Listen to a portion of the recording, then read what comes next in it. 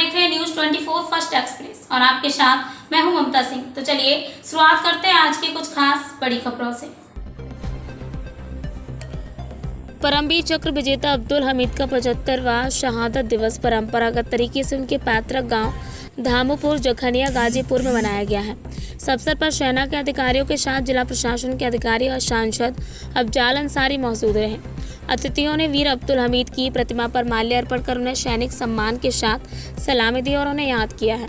इस अवसर पर गाजीपुर सांसद अफजाल अंसारी ने युवाओं से अपील किया कि अब्दुल हमीद की तरह वह भी देश पर मर मिटने का जज्बा कायम रखें। हालांकि उन्होंने मंच में अग्निवीर योजना पर सवाल भी खड़ा किया और कहा कि अग्निवीर जैसी योजना जो कि राजनेताओं की देन है, उसमें सेना का कोई लेना देना नहीं है।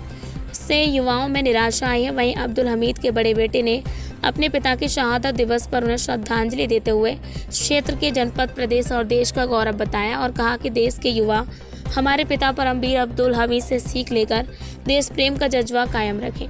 वहीं सेना के अधिकारियों ने बताया कि अब्दुल हमीद 1965 की वार में वीरता से लड़ते हुए शहीद हुए थे और मरणोपरांत उन्होंने सेना का सर्वोच्च सम्मान परमवीर चक्र दिया था।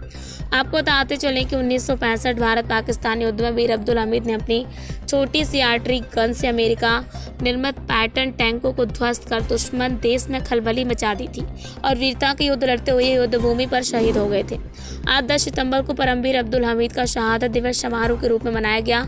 गाजीपुर जनपद के धामपुर गांव के रहने वाले परमवीर अब्दुल हमीद का शहादत दिवस 10 सितंबर को परिजनों के साथ क्षेत्रवासियों ने बड़े धूमधाम से मनाया।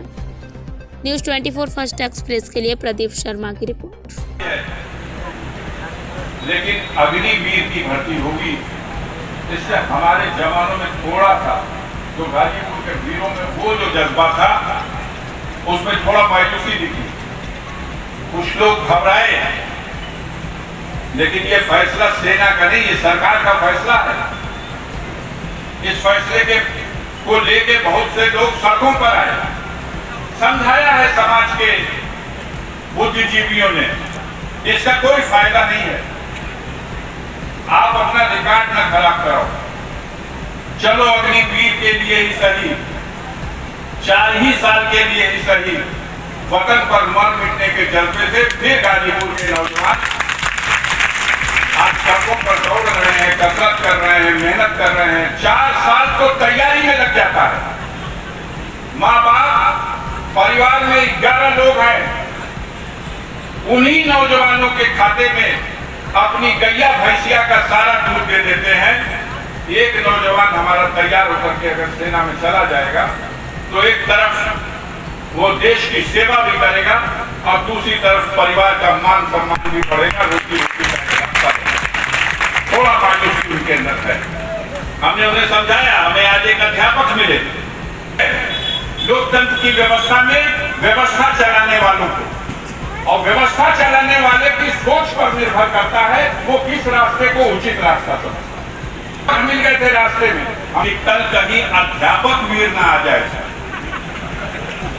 मैं चुप हो गया, मेरे मुंह से जवाब नहीं निकल सका। और इतना ही नहीं कहा उन्होंने ये भी कहा कि आज अग्निवीर और कल अध्यापक वीर, और फिर दूसरे कार्य क्षेत्र में भी अगर यही व्यवस्था लागू हुई तो क्या हो सकेगा।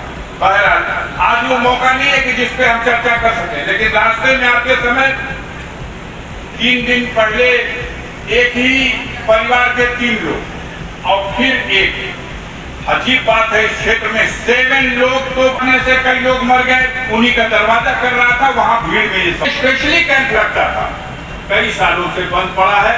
हमारे नौजवानों में बड़ी मायूसी है। अग्निवीर की ही हैसियत से सही, लेकिन मेरा अनुरोध है कि गाजीपुर में अगर आगे सेना में, भारतीय सेना में भर्ती का कोई दरवाजा खोला जाए तो वो दरवाजा गाजीपुर में भी खोला जाए और सबसे पहले खोला जाए। हम यहाँ के नौजवानों की तरफ से विश्वास में हो, उस यूनिट को भी लगा दीजिए। उन चाइना के सिपाहियों को, उनके सैनिकों को माकूल जवाब गाजीपुर के सैनिक। वक्त हो गया एक छोटे से ब्रेक का। ब्रेक के बाद फिर से हाजिर होंगे ऐसी कुछ खास बड़ी खबरों के साथ। तब तक के लिए नमस्कार।